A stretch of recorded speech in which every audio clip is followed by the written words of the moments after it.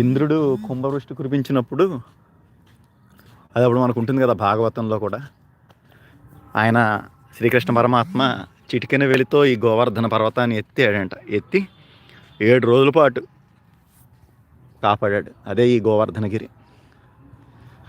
ఎక్కడుందంటే ఇది ఉత్తరప్రదేశ్ మధుర. మధుర నుంచి బృందావనం, బృందావనం నుంచి గోవర్ధనగిరి ఇలా వచ్చామన్నమాట. మధుర నుంచి సుమారు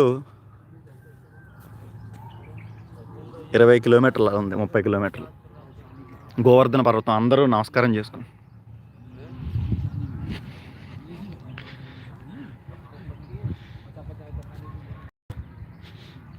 శ్రీకృష్ణ పరమాత్మ చిటికెన వేలుతో ఎత్తిన గోవర్ధనగిరి